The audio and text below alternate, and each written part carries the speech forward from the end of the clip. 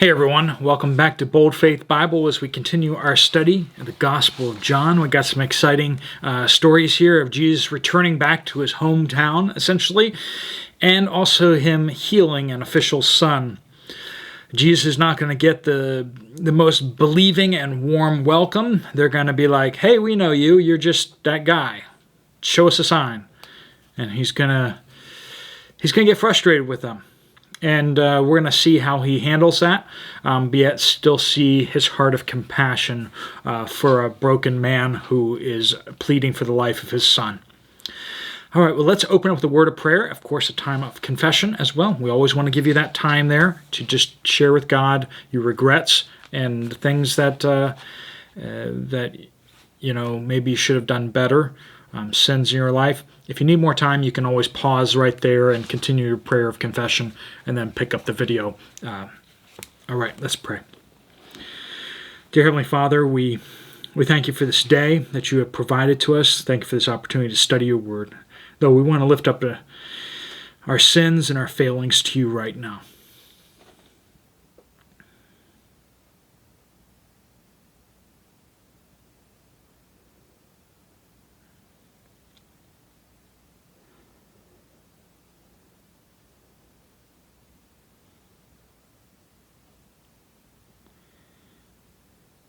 Lord, we praise you that, once again, that in Jesus we can have forgiveness for our sins, that you love us where we are, but you don't love us, but you love us too much to let us stay where we are.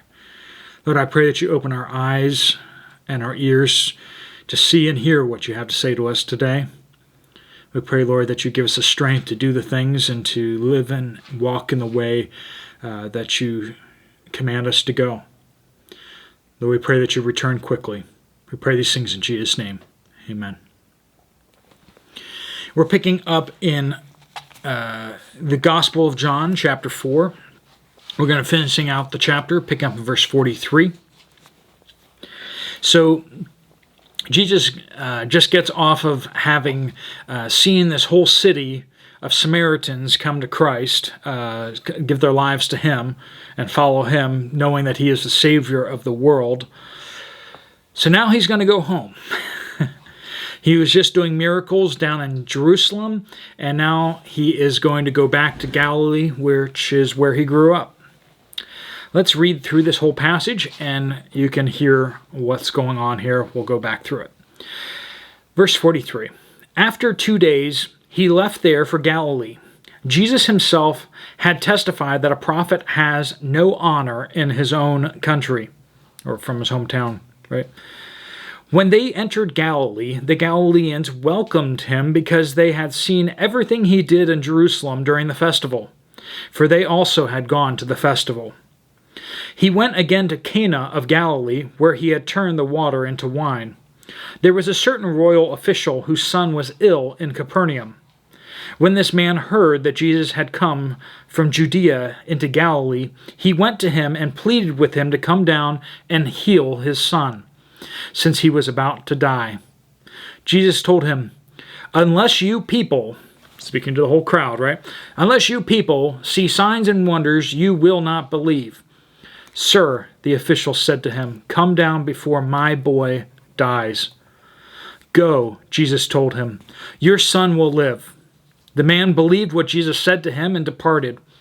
While he was still going down, his servants met him, saying that the boy was alive. He asked them at what time he got better. Yesterday, at 1 p.m, the fever left him, they answered.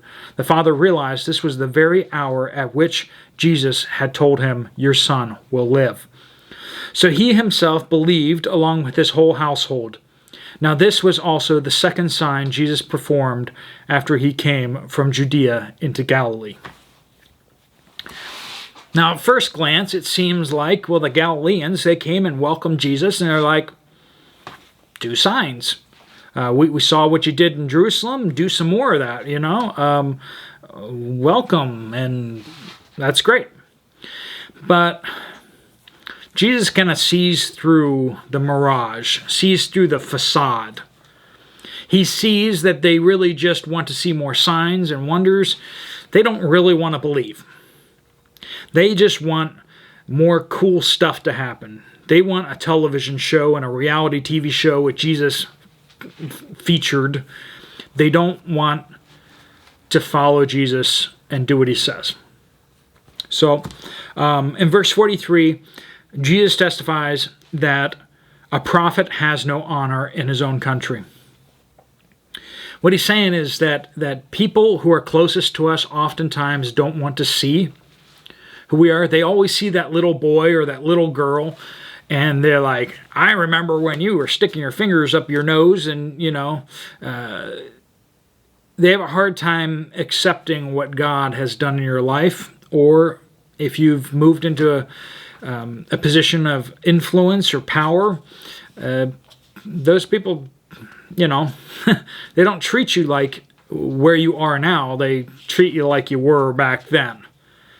And that's what happens to Jesus. He walks back to his hometown, and they're kind of like, "Oh, you're the carpenter. Yeah, we know you. We know who you are. Don't try to pretend like you're something else, Messiah. No, we remember who you are." So they constantly want more signs and wonders. They don't want to actually believe. So application of that, I should realize that some of the closest to me may not be willing to accept the changes in me. Is that true? Is that true? It is true, isn't it? Sometimes God really changes you, or you really decide to make some changes, and some of the people closest to you, they won't let it go. They won't believe it's true. They're like, we'll see next week. We'll see next year where you are, right? Some people don't want to see us progress and change because it makes them feel bad about where they are. Second point of application, I should accept that serving God will often not be popular. Jesus, you'd think his hometown would be like, yes, we know Jesus. We know that he is the Messiah. We've known that since forever. But he comes back and they're like, oh, yeah, he's a celebrity. I knew him when he was young. It's like, are you going to give your life and serve him as the Messiah? I mean, he's the Christ. He's the ruler of Israel. And they're like, he's the carpenter. Well, show us another sign. They just want more information. They want more knowledge, and they don't want to actually ever believe, which rolls us into point number 2 here. Verses 45 through 47, they just wanted to see more signs. So they saw what he did in Jerusalem during the festival. They welcomed him, all right? By 46, he went again to Cana of Galilee, where he had turned the water into wine. He did that miracle as well. So they're all lining up to believe in him, right? Nope. When this man heard, speaking of the official, he came down and pleaded with them. But Jesus is like looking at the crowd and like, why aren't you believing? You're just like here just to see more miracles and stuff. Why aren't you getting behind me and following me?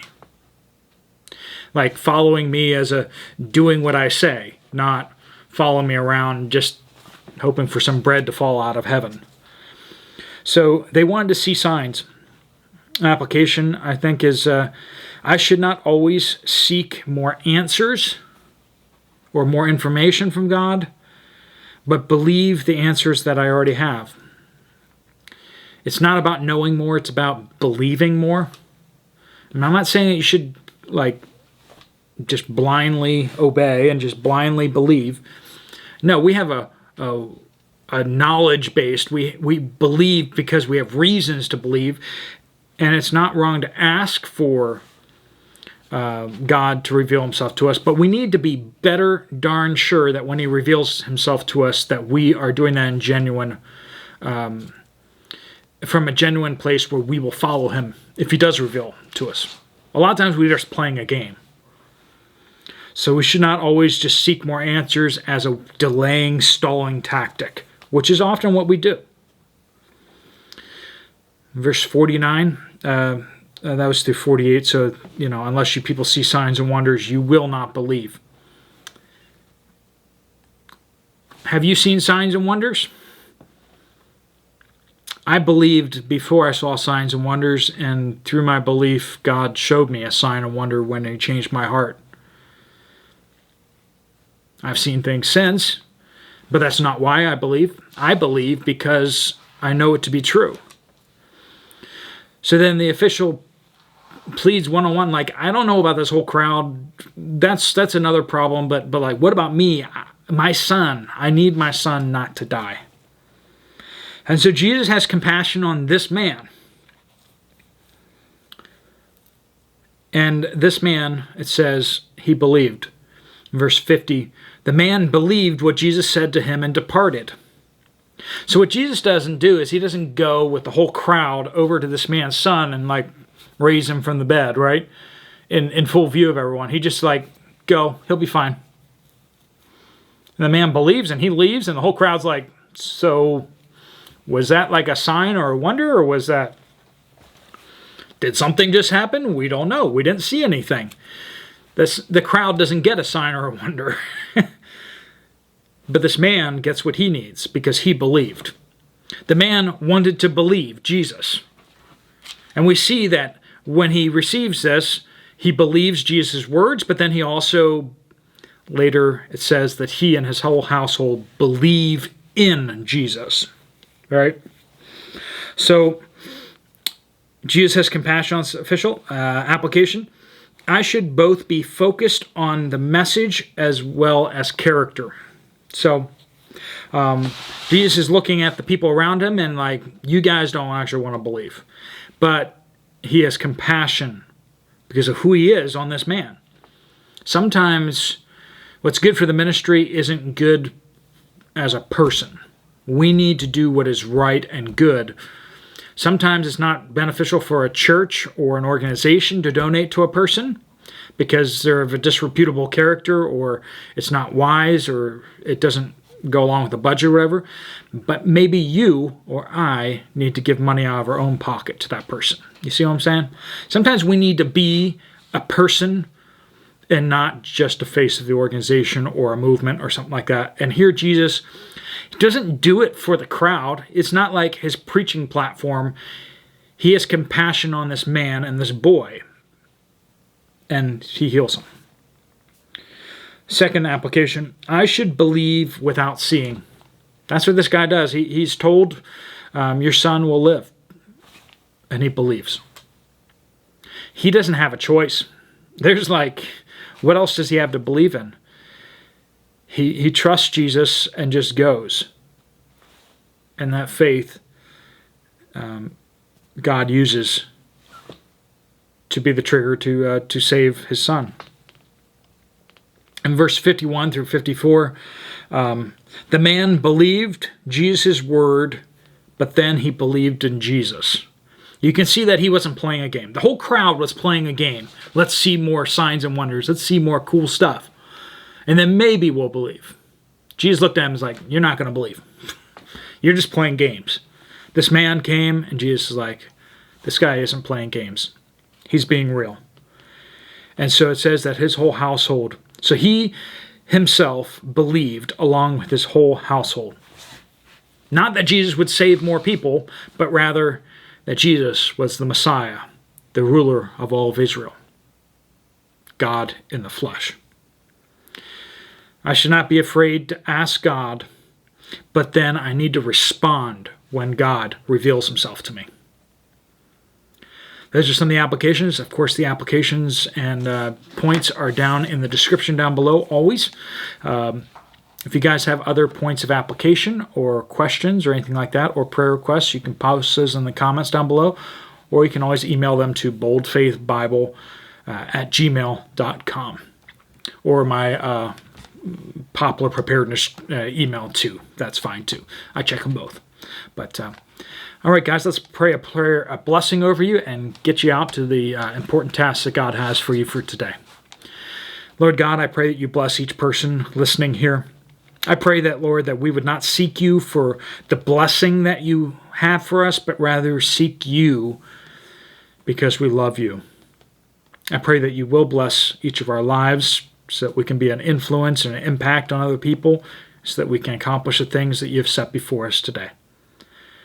Lord, I pray that we would all believe in you and seek your face today. We pray these things in Jesus' powerful name. Amen. All right, folks, if you have some extra time this week, happy July 4th. You might want to check out some other Bible studies. There's a couple playlists here that you might want to check out. Otherwise, I will see you guys tomorrow. God bless you all.